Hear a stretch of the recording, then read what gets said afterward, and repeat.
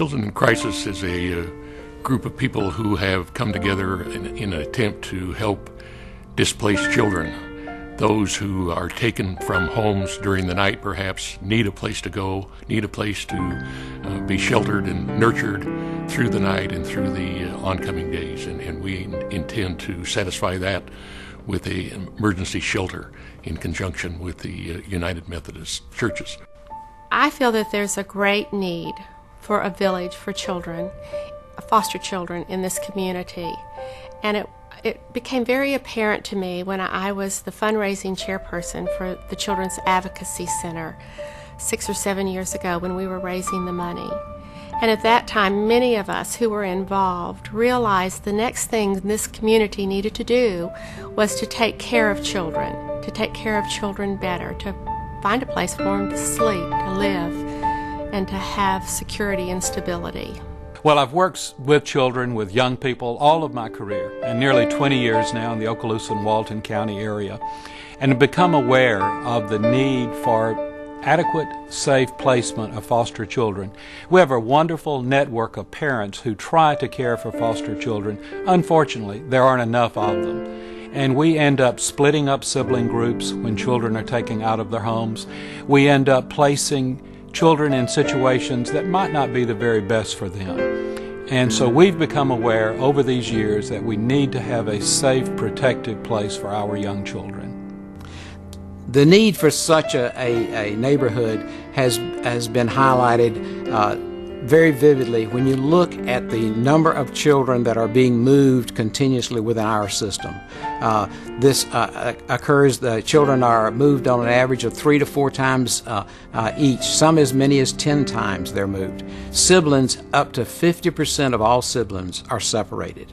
What's so sad, you find siblings being placed in one home for just a few days, and then the brothers or sisters will be moved to another home. And it's just not the kind of continuity of care that we can offer through the village that we're going to build.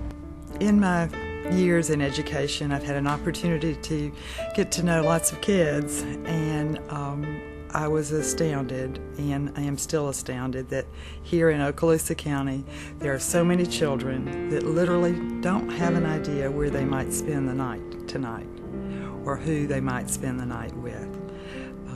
I've had occasion to know teenage children who are literally raising themselves and their younger siblings because of the neglect of parents. And of course this affects their school, it affects their future, and I just think it's time that our whole community learn to hear these children knocking at our doors.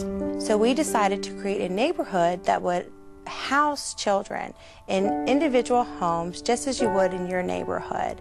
So each house would have about 6 kids in it, and a foster family would take place. The house parents would be there, the kids would be there. We would have hopefully people that would volunteer their times to help with that. And as we went out into the community and started talking about it, more and more people stepped forward. We are building a shelter. The shelter will house 12 children. No child will stay in a shelter more than 30 to 40 days. And in the shelter, it'll be a place where they'll be evaluated physically and emotionally to see what they need and where the best placement is. And an interesting thing is that now when a child comes into court-ordered care, they either go directly to a foster home for a night, and most of the time those homes are over capacity and they have to be moved constantly. So the shelter will be a place where a child will stay until a relative is found, if that's the best placement, or if the best placement is in a foster home. We're not taking over foster homes in this community. We're just supplementing. We're increasing the continuum of care and providing a larger opportunity for care of foster children. The children that would be coming into these residential homes would be children from the age of infancy up to about 11 years old. And these are children that have been removed by the courts from their home because of it being abusive or neglected children. currently we have group homes within our counties now, but these group homes are for teenage boys and girls. There are no group homes or residential homes for the age group of infancy up to 11. This is where we would like to plug in and provide that component or that service to the system. The college got involved in this because the children in crisis needed a location to build the village. And the people came to us and they talked with the college and they went to the Board of Trustees and made a very, very professional presentation. And our board ended up granting a long-term lease so that the campus could be built at the campus of the Fort Walton Beach, University of West Florida, and OWC facilities. I'm very proud to be a part of Children in Crisis and our mission to provide a foster home for children in our community, children that may not have a place to go. I'll ask you to be our partner, our team member, to provide a home, to find a solution to the problem. The Department of Children and Families and the Family First Network are working really hard. They have great people, but there's a gap. We need to help them fill that gap. With your help, we can do that. So I would ask you to open your hearts. Find a support for us.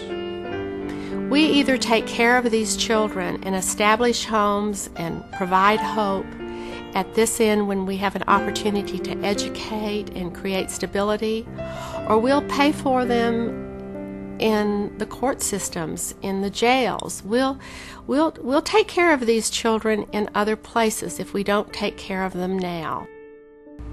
I think I would ask somebody that was considering making a donation to count their blessings and to see what so many of us have that others don't. And this is a time and an opportunity to go in to do something for some children that really need help. And I'd say, if you ever get involved and then come and see this when it's done, you'll be repaid 1,000 times.